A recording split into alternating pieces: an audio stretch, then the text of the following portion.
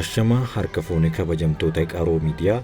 Qaroo Miidiyaan oduu fi odeeffannoowwan jalatti seenessaawwan garaagaraa akka isiniif tamsaasu kanaan dura waadaa galuun keenya ni yaadatama.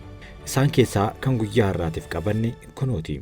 Seenaa qaroomina ilma namaa keessatti maatii tokko keessa jiraatu irraa jalqabee hanga sadarkaa biyyaa gahutti hoogganaa isaan barbaachisa. Hoogganaa kana handhuurachuuf yookaan bakka buufachuuf ammoo tooftaalee garaagaraatti fayyadamuun barbaachisaadha.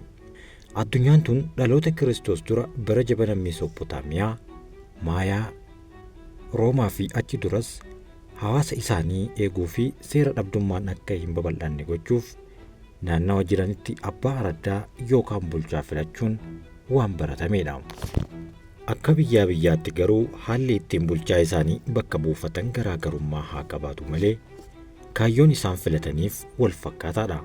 Inni kun abbaa ajjeesee inni biraa ammoo biyya wareeree gara hawaasa biyya bulchuuf jedhutti yookaan gara mootummaatti kan dhufu yoo ta'u, warri biraa ammoo baalli yookaan aangoo dabarsee ana nagahee amma atitti fufi jedhee osoo lubbuu namaa fi qabeenyaa irra miidhaan hin gahin nagahaan barcuma gadhiisu ni jiru.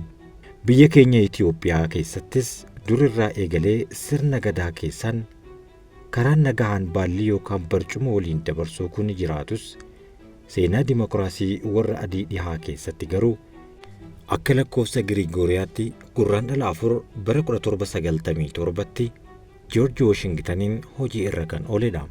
Namichi kun jeneraala waraanaa kan turee fi booda irra pirezidaantii jalqabaa Ameerikaati.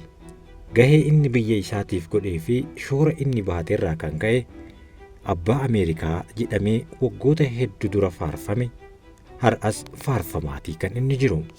Biyya isaa Ameerikaan bara sanirraa eegaltee filannoowwan bilisaa biyya isaanii keessatti geggeessaa kan jirtudha. Kunis shoora yookaan fakkeenyummaa inni kaa'edha. Bara Joorji Waashingtan irraa eegalee pirezidaantonni Ameerikaa 46 aangoo isaanii waliif dabarsaa 47ffaa irra gahaniiru. Bara kanas 47ffaa eenyutu masaraa adii yookaan White House keessa seenee waggoottan itti aanan 4f geggeessaa kan ta'u gaafii uummata addunyaa hundaa ta'eera. Paartiiwwan biyya kanatti barcuma yookaan teessoo masaraatiif dorgoman akka paartiiwwan biyya keenyaa kan osoo siyaasaaf yookaan hawaasaaf hin taane sheerii koondoominiyeemii fudhachuuf fakkaatuun dhibbootaan kan galmaa'an osoo hin taane bakka lamatti wal qoodanii akka falmii kubbaa miilaa kan wal jifatan waan ta'eef addunyaan guutuun hawwiidhaan akka isaan eegdu taasiseera. Bakka bu'aan warra Rippaabilikaanotaa Doonaald J. Tiraamp bara 2020 erga Joo Baayidaniin mo'amanii booda miira aarii fi miira haloo bahannaatiin bara kana pirezidaantii Ameerikaa yoo hin ta'in isinillee hin taatan du'een badaa miira jedhuun kaka'aniiru. Gama biraatiin warra Dimookiraatotaa kan masaraa adii keessa taa'anii waggoota itti aanan 4f achi keessa turuuf bakka buutota jijjiiruun morkii isaanii itti fufsiisaniiru. Osoo filannoo hin jalqabin sababa dadhabbii umrii isaaniitiin bakka bu'ummaa isaanii irraa kan kaafaman Joo Baayidan guyyaan aangoo isaanii akka hin deebinetti dhumachuuf sa'aatiiwwan lakkoofsisaa jiru. Sababuma kanaaf carraa dhuma qabanitti fayyadamanii warroota michoota isaanii ta'aniif kaaniif maqaa gargaarsaatiin doolaara hammaaranii yoo kennan warra kaaniif immoo maqaa shororkeessaa balleessuutiin misaayilotaa fi xayyaara waraanaa hammayyaa hidhachiisuun daa'immanii fi dubartoota kumaatamaan lakkaa'amaniif sababa du'aa ta'aniiru. Kaamalaa Haaris gama isaaniitiin seenaa takkayyuu Ameerikaa keessatti raawwatamee hin beekne galmeessisuuf tarkaanfiin tokko qofa isaan hafaniiru.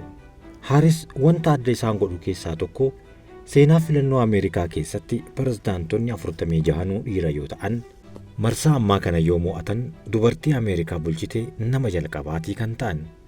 Kana malees dubartii jalqabaa qofa osoo hin taane dubartii jalqabaa Ameerikaa bulchite kan hidda dhaloota isee gurraachaa ta'uun seenaan isaanii ni katabamaa fi filannoo bara kanaa kana mo'achuuf kaadhimamtoonni gara lamaaniyyuu ummata isaanii kan White House galchuu fi keessaa baasuuf illee aangoo qabu fuulduratti waadaa ciccimoo galaa jiru.